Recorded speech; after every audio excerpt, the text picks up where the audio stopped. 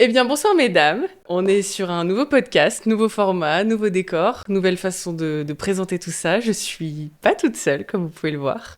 Aujourd'hui, je suis accompagnée de Maëlle, qui va se présenter. Bonsoir, moi c'est Maël, j'ai 24 ans et je bossais avec Eva à l'époque où elle bossait encore en tant que serveuse. Ouais, au Balthazar, ouais, en effet. On a travaillé combien de temps ensemble en vrai? On a bossé peut-être 3 ans, je pense, ensemble. Et puis moi je bosse toujours, mais elle a arrêté. Oui, Ouais. moi, ça y est, j'ai décidé de faire autre chose. J'ai un peu troqué le monde de la nuit contre le monde du jour et honnêtement, j'en suis pas plus reposée, mais en tout cas, maintenant je fais au moins quelque chose d'un petit peu plus intéressant pour ma part en tout Et cas. puis les week-ends surtout sont libres. Ah ouais, les week-ends libres. Ah. On a un truc en commun, toi et moi, qu'on partage de manière différente, c'est le sport. Donc moi aujourd'hui j'ai envie de recueillir un petit peu ton avis sur ça, sur comment t'as découvert le sport, comment t'as grandi avec, ce que ça a forgé chez toi. Donc déjà qu'est-ce que tu fais comme sport?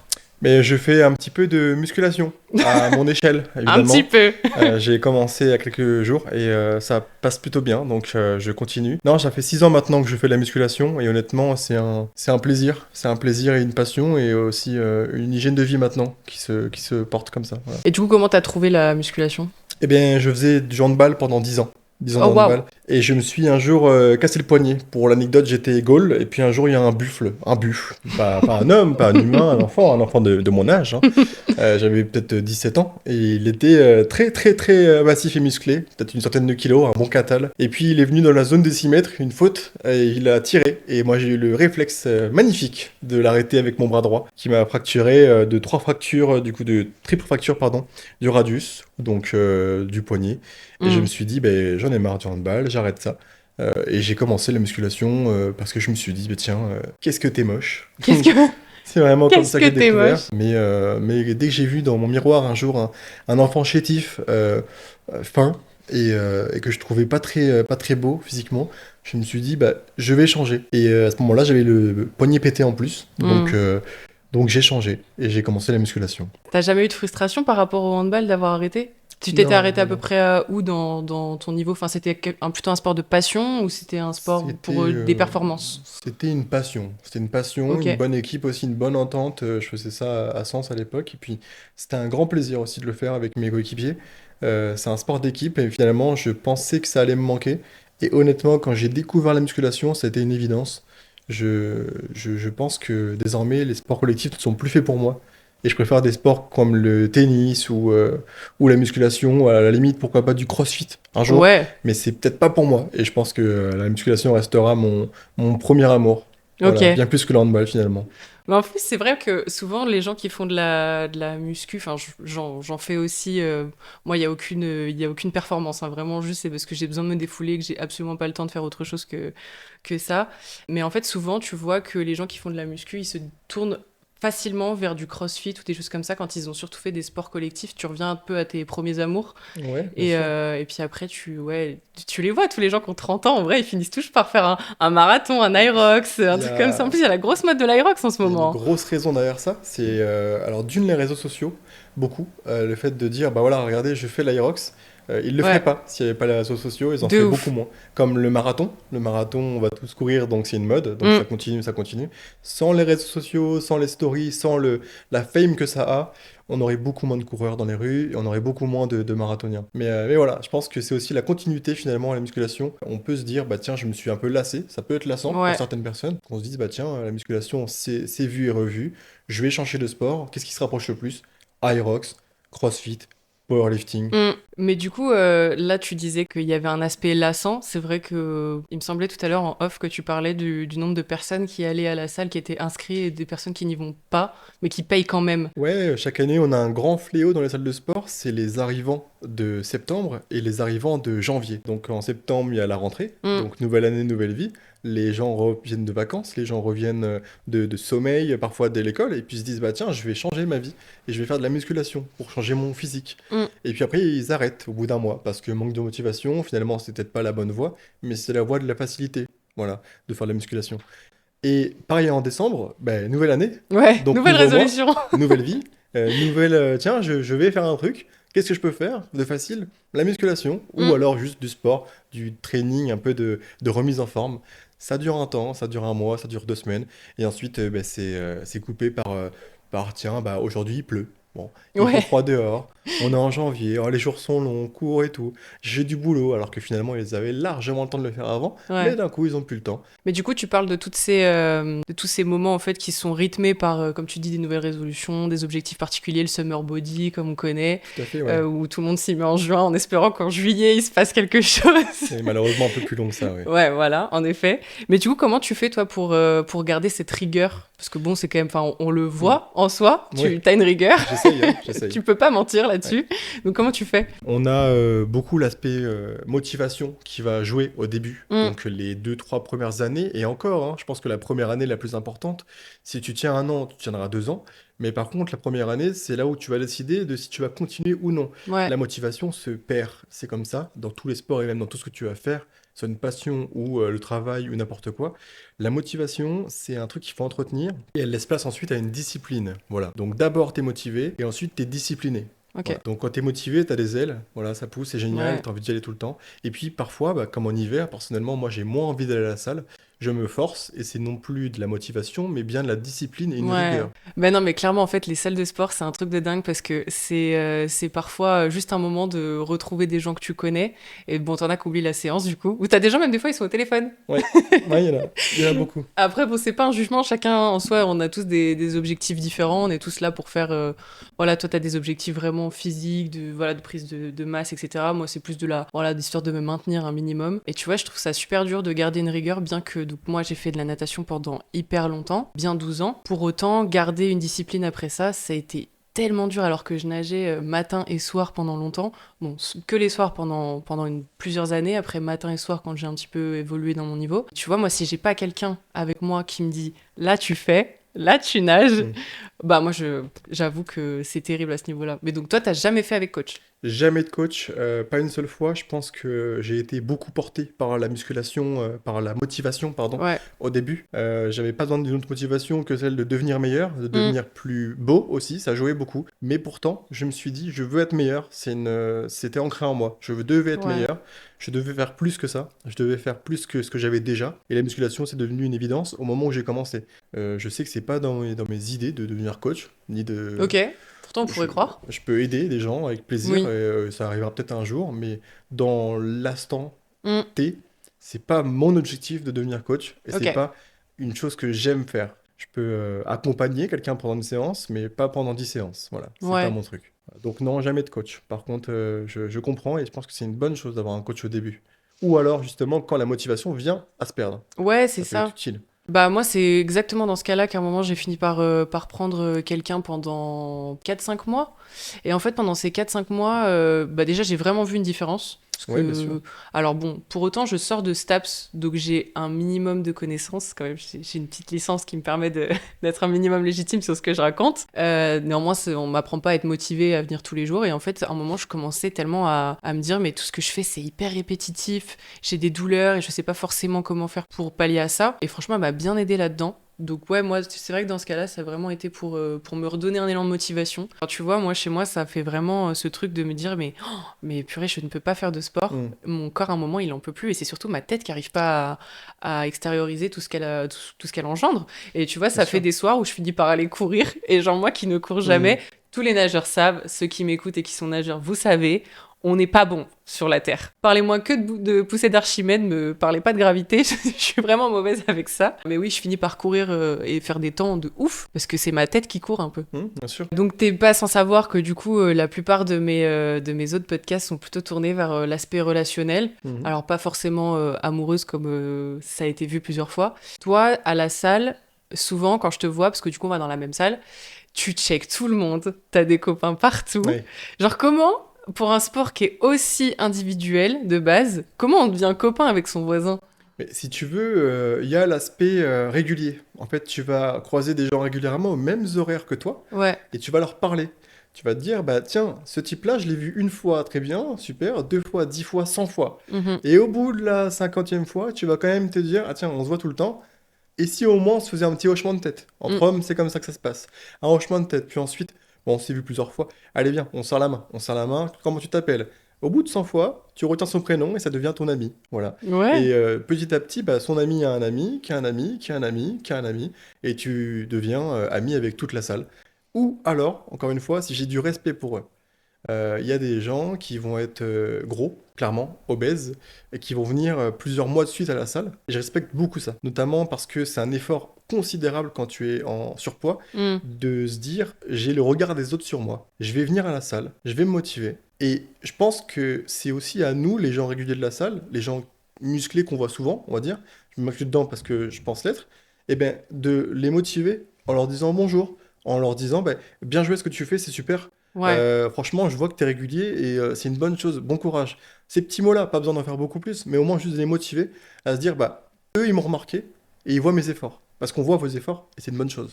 Ouais, c'est clair, c'est hyper important de pas poser des jugements parce que déjà de base, quand tu commences, donc quand t'es effectivement dans une situation de surpoids ou en l'occurrence aussi t'as des nanas très maigres qui viennent et qui se disent ah bah moi j'ai envie de prendre du poids et elles se mettent au sport en faisant ça. C'est sûr. Et puis même en tant que meuf, moi je t'avoue que les premières fois où je suis allée à la salle, je me cachais un petit peu dans le coin derrière parce que pour faire des squats parce qu'à ce moment-là, la planche à pain derrière, elle avait vraiment, je me faufilais dans l'espace, hein.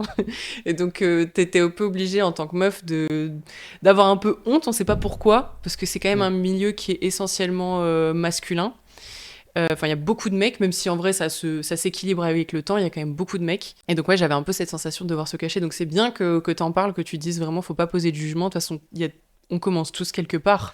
Bien sûr. Moi, il y a quand même une petite question qui me torture l'esprit. T'as déjà pécho, toi?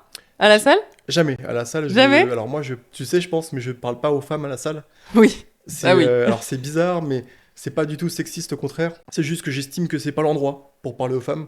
Alors, sortie de la salle, oui. À 2 mètres de la salle, d'accord. Mais dans la salle, par contre, d'une, c'est mon espace à moi. Mhm. Donc c'est un peu un lieu, si tu veux, privé, même Ouais. si c'est public. Tu vois ce que je veux dire? Où je me retrouve avec moi-même. Donc je mets mes écouteurs et puis c'est tout. Mais par contre, je suis pas du tout contre dire bonjour à une femme ou quoi, hein. Oui. Mais j'irai pas parler à une femme de manière, si tu Pas veux, pour à la la draguer, quoi. draguer. Non, pas du Ouais. tout. Moi, c'est clair que, genre, j'ai dû changer de salle une fois parce que j'étais. Je sais pas, je me sentais pas bien. C'était régulier que, en fait, les mecs, tu te sens même pas unique, hein. Parce que les mecs, ils viennent te voir toi, mais genre, tu sais que juste avant, ils sont allés voir une autre. Ouais. Et en vrai, ça devient un peu une petite plateforme de rencontre pour de vrai, quoi. Bah, il y a beaucoup de personnes maintenant qui estiment que les salles de sport sont devenues un peu le nouveau Tinder. Voilà. Oui. Je pense que c'est plus dans une certaine enseigne que les autres, Orange, mais les salles de sport un peu plus classiques, Mm. celles où on va nous, ben, et elle a pas trop cette réputation-là, si tu veux. Il y a peu de mecs qui vont venir te faire chier. Ouais. Il y en a deux, trois qui vont essayer de te parler, comme dans beaucoup de salles de sport, mais c'est pas régulier, c'est pas tous les jours, quoi. T'as déjà fait un date à la salle? J'ai déjà, alors rarement, très rarement, mais j'ai déjà emmené ouais, une ou deux filles à la salle, pas du tout pour les impressionner, mais parce que ça les intéressait. Je crois pas que ce soit forcément la meilleure idée, parce que c'est pas forcément là où je suis le mieux représenté, si tu veux. T'es pas Euh, très pédagogue à je ce suis moment-là? plutôt, ouais, je suis plutôt ferme dans mon Ah ouais. action, et puis Le je mec est suis pas indulgent. pas trop, j'aime pas trop qu'on se plaigne. Je peux comprendre beaucoup de choses, mais si c'est vraiment de la plainte pour rien, ça me fait un peu chier. Et en même temps, je suis un peu refermé sur moi-même, quoi, à Mm. la salle. Là où je vais être beaucoup plus ouvert au débat et à parler après. Mais à la salle, j'aime bien être dans mon endroit, quoi. Donc si je t'emmène, déjà, c'est que t'es importante. Voilà. Waouh. Et parce que tu m'as demandé, je suis OK, quoi. Mais ce sera pas 10 fois, ce sera une fois ou deux. Oh, c'est Après, dingue. c'est chacun de son côté. C'est beau ça. Si je t'emmène, c'est parce que t'es importante. Voilà, ça c'est... Putain, la vache, Ça arrivé celle-ci, deux je vais fois, la donc garder.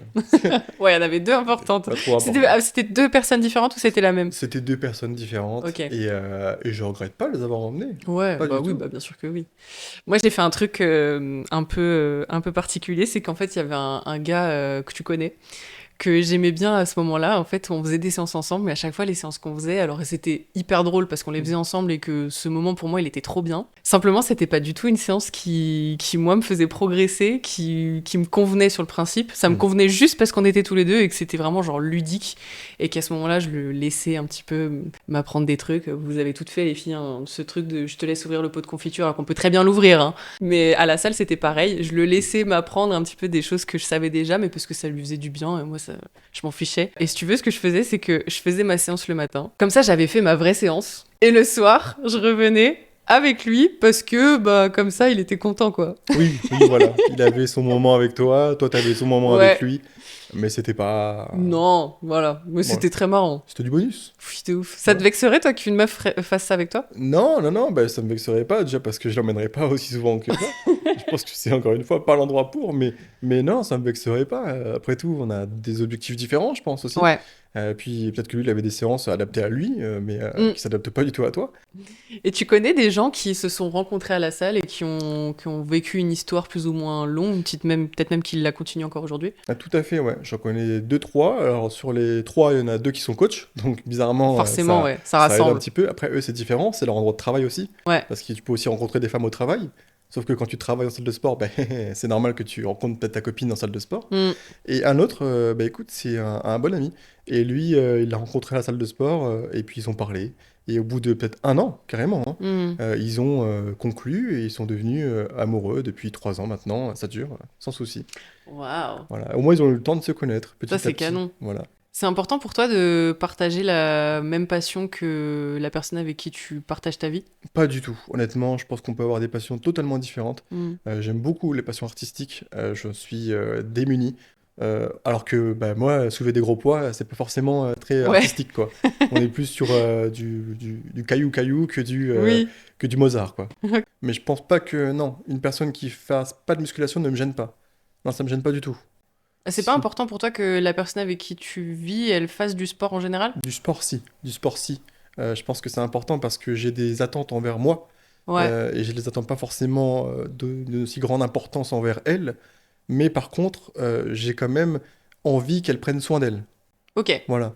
Peu importe la manière, si Mm. c'est via le sport ou via d'autres choses, mais je pense quand même que le sport est la façon la plus simple de le faire naturellement, sans passer par les artifices comme le maquillage ou quoi, qui pour moi sont sympas, mais je pense que ça s'enlève, alors que le sport, ça reste. Et du coup, donc, par rapport à tout l'aspect relationnel, etc., qu'est-ce que tu penses que la musculation dit de toi quand on est une meuf et qu'on te regarde et qu'on est là en mode putain, le mec à la salle, il parle pas, c'est l'air Hmm. d'être un gros bourrin, tu sais, Ouais. en vrai, je crois pas que tu sois le genre de mec, enfin, ou du moins, ça m'a pas alerté, tu sais, qui lâche les poids, là, et d'un coup, à la salle, on entend boum. Non, non, non, je suis pas du genre à me montrer plus que ça. On peut, et c'est souvent le cas, avoir des gros préjugés sur nous, comme quoi on serait moins intelligent que les autres, ou alors on est plus macho, plus machiste, plus sexiste aussi. En l'occurrence, c'est pas le cas. Je pense que ça nous offre une vraie discipline et une vraie maturité que certains n'ont pas. De par le sport et de par l'obligation qu'on se met à le faire, voilà. Mhm. Maintenant, évidemment, il y a, comme dans tous les sports et dans toutes les vies, des machos, des connards, etc. Mais il y a surtout des gens passionnés qui font du sport, qui ont une discipline de vie, qui ont un lifestyle à eux, voilà, propre à eux, et qui ont parfois, pardon, pas besoin de le montrer pour le prouver. L'image des femmes par rapport à la musculation, surtout quand on commence à avoir des muscles, c'est plus, ouais, il fait que ça de sa vie. On fait pas que ça de notre vie, et il faut nous prendre avec, quoi. Ça, Mm. c'est clair que Ouais, de ouf. on a une valise là-dedans, quoi. Franchement, c'est ouf. Tu sais que moi, j'ai ma cousine qui est mariée à un cycliste professionnel. Ouais, Et vraiment, genre, toute sa vie est rythmée par le sport de son mari. Et bien en sûr. vrai, tout le monde peut pas le faire, hein. Non, non, non, non, bien C'est un sûr. truc de dingue. Genre, le mec, il part des fois, genre, des semaines en compète à l'étranger. La bouffe est drastiquement Mm. différente. D'autant plus que, si je dis pas de bêtises, je crois qu'ils ont un régime végétarien. Donc, c'est encore, je trouve, plus compliqué. Enfin, du moins, il faut beaucoup s'informer. Mm. C'est surtout ça. Après, le mettre en pratique, c'est autre chose. Mais tu vois, maintenant, ils ont un enfant. Donc, il y a tellement de choses à prendre en compte. Et vraiment, toute leur vie tourne autour de son Voilà, sport. Et c'est ça. ça, franchement, c'est... Shout out, hein. Cécile, t'es trop forte. Alors Je te que, jure. au contraire, on peut tout à fait avoir une vie autour de la musculation. Mm. Et d'ailleurs, ça se fait très très bien. On peut faire 3 séances par semaine, je pense que c'est un bon minimum, et avoir une vie complète en dehors de ça. 3 séances par semaine, ça représente 4h30, 5 heures, c'est rien du tout. Mais en même temps, on peut toujours prendre soin de soi. La musculation m'a beaucoup aidé personnellement et aide beaucoup de gens parce que même si tu veux, il y a aussi l'aspect tête qui change, mâchoire, Ah ouais? les signes physiques qui vont changer en musculation. Ok. Ensuite, tu as le côté un peu rassurant. Oui, pour me protéger dehors. En réalité, s'il y a deux mecs devant moi, je cours comme tout le monde. Je fuis, d'accord? Très bien. Sauf s'ils sont gringalés comme pas possible et pas armés. Mais si jamais ils sont 3, je Ouais. peux te dire que 3 gringalés, ça me défonce. Hein. Je suis pas Mike Tyson. Même lui, il aurait du mal, donc je vais courir gentiment. Je suis pas un surhomme, mais Ouais. effectivement, on est plus rassurant. Et on a tendance à moins nous chercher dans la rue d'ailleurs. Oui, de ouf. Bah Alors qu'on sait après. pas se battre, hein, c'est Ouais. ça, c'est.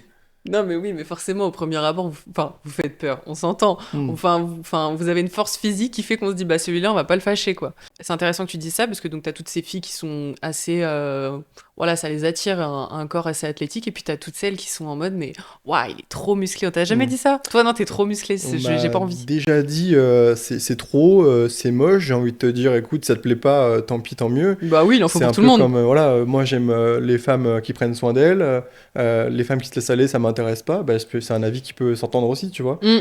Ok, bah écoute, on va suivre ça de près, du coup, on peut te retrouver sur quoi? Sur tous les réseaux quasiment, à Maël Dayfit simplement, voilà, donc sur Instagram, TikTok et prochainement YouTube Short aussi. Eh ben, merci beaucoup, Maëlle, en tout cas, d'avoir pris le temps. Bah, merci Hein? à toi de m'avoir accueilli, ça fait très plaisir Bah ouais. d'avoir été avec toi, surtout qu'on se connaît, Ouais, de ouf. Et puis pour donc un c'est premier format, t'avoir toi avec moi, je trouve ça trop bien. Hein. un grand plaisir d'avoir Donc, discuté avec toi. à refaire. À refaire. Bah écoutez, mesdames, c'est fini pour ce soir. Je vous remercie vraiment beaucoup, encore une fois, de m'avoir écouté. D'autant plus que cette fois-ci, je suis vraiment avec un homme. Donc c'est encore mieux. Pour ma part, vous pouvez me retrouver donc sur Spotify et sur YouTube à l'arrobase It's Eva Duval. N'hésitez pas à lâcher un like, les 5 étoiles, la totale. Soutenez-nous au maximum. Et puis sur Insta, pour la vie de tous les jours, ma foi, pareil, It's Eva Duval. Très bonne soirée à vous. Ciao!